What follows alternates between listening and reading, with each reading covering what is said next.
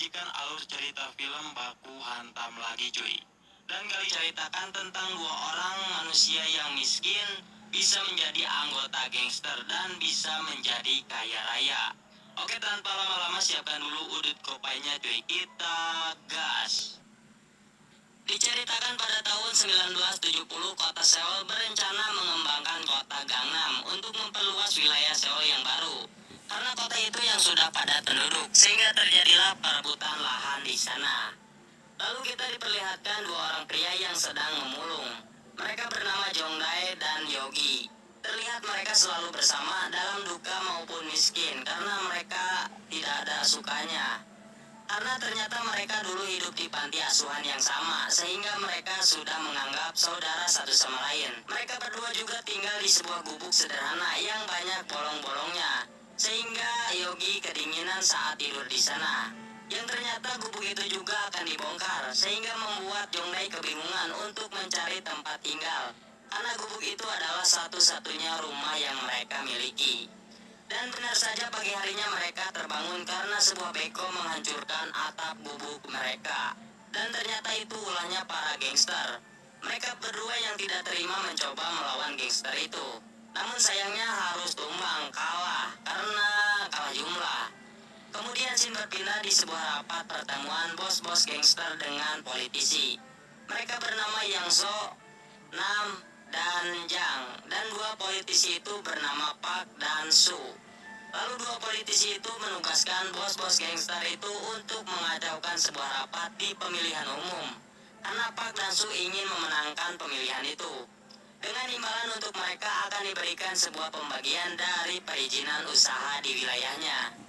Tidak lama kemudian datanglah anak buahnya bos Nam yang bernama Kang Gil-su.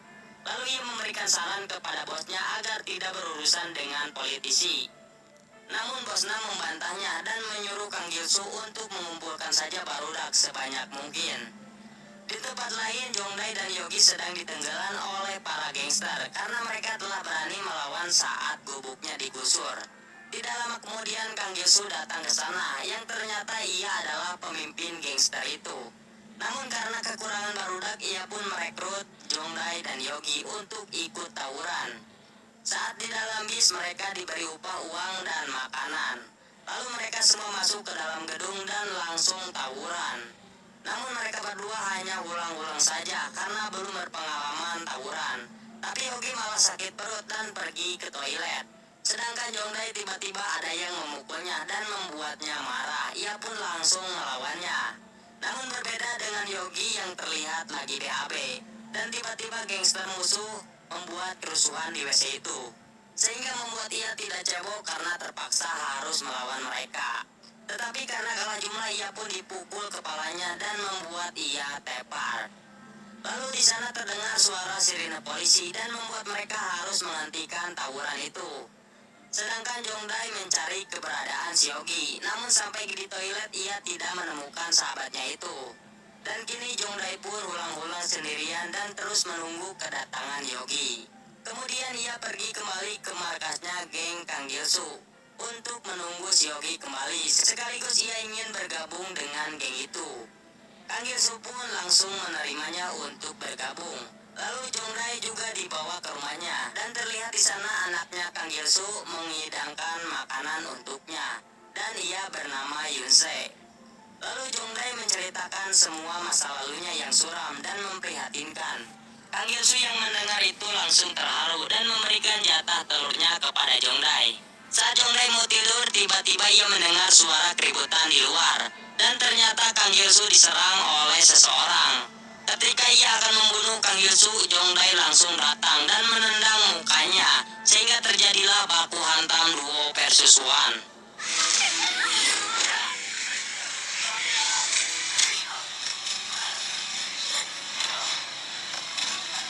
Namun Jongdae terlalu pro yang membuat mereka langsung kabur. Namun kaki Kang Gil-su kena tusukan dan membuat ia harus pincang sementara. Keesokan harinya Jongdae menemani Kang Gil-su untuk pergi ke rumah bos besarnya, Bos Nam. Karena Bos Nam dikabarkan telah tewas akibat dibunuh seseorang. Mendengar hal itu Kang Gilsu memutuskan untuk membubarkan gengnya. Dan ia juga menyuruh anak buahnya untuk hidup normal dan tidak menjadi gangster lagi. 3 tahun kemudian terlihat Yogi yang dianggap menghilang kini telah menjadi bos gangster. Dan ternyata ia bergabung dengan kelompok gangsternya Bos Yangso. Di sana Yogi juga ditunjuk untuk mengelola hotel bosnya. Namun hal itu tidak disukai oleh seniornya. Di tempat lain Jongdae juga mengelola sebuah klub malam. Namun klub yang ia kelola sangat sepi sehingga membuat pemilik klub yang bernama Apep marah dan menyuruh Jongdae untuk menutupnya. Lalu Jongdae pun mencari cara agar klubnya tidak ditutup. Ia pun langsung mencari seseorang gigolo untuk memikat wanita di klubnya. Dan gigolo itu juga membantunya untuk bertemu dengan Tante Min agar ia bisa meminjam uang kepadanya. Lalu Jongdae kembali pulang ke rumah Kang Gilsu.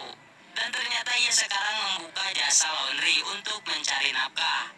Lalu Jongdae memberikan separuh gajinya kepada Kang Gilsu yang sudah dianggap seperti ayahnya sendiri. Semenjak pensiun dari gangster, Kang Gilsu kini bekerja sebagai pencuci baju untuk pemasukan. Saat makan malam, Yunse membuat makanan lebih banyak karena hari itu adalah hari ulang tahunnya Jongdae. Tapi tiba-tiba Apep datang untuk menagih hutang kepada Kang Gilsu. Bahkan ia juga mengancam akan membakar rumahnya jika tidak membayar hutangnya.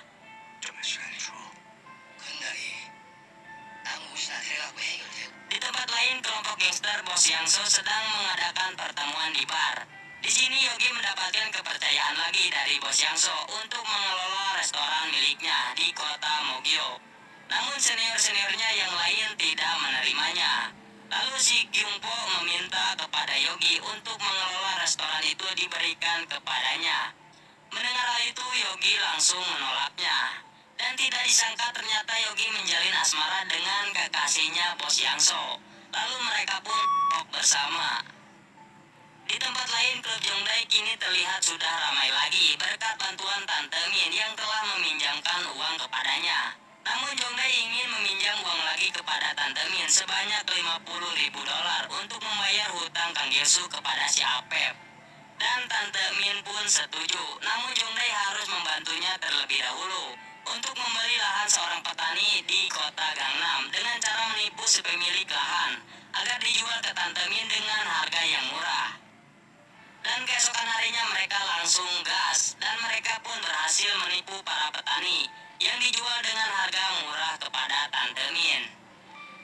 Di sini Tante Min mulai menyukai hasil kerja Jongdae, bahkan ia juga memberinya bonus uang $100.000 dan ia juga memberinya lagi job. Namun kali ini pekerjaannya sangat beresiko, yaitu mencuri surat tanah milik Bos Yangso.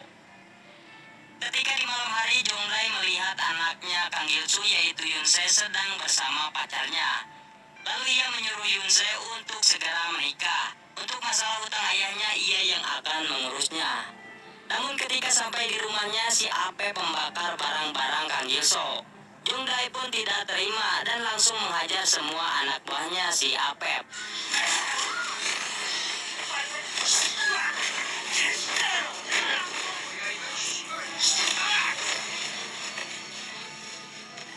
Lalu ia membayar hutang dan melemparkan uangnya.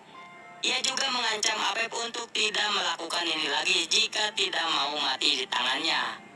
Kemudian Jongdae berterus terang kepada Kang Gilsu bahwa ia sedang membangun kembali gangsternya. Lalu ia juga mengajak Kang Gilsu untuk memimpin kembali gangster itu. Namun di sini Kang Gilsu tidak menjawabnya. Setelah itu Jongdae menjalankan misi yang telah diperintahkan oleh Tante Min. Ia disuruh mencuri seluruh sertifikat tanah di markasnya Bos Yangso. Tidak lama kemudian pasukan Bos Yangso datang ke sana. Lalu Jongdae teringat dengan muka salah satu dari mereka yang pernah mencoba membunuh Kang Gilsu. Lalu ia juga melihat Yongki dibawa dengan kondisi babak belur. Saat Yogi akan dikubur hidup-hidup, Jongdae langsung datang dan menghajar mereka semua untuk menolong Yogi.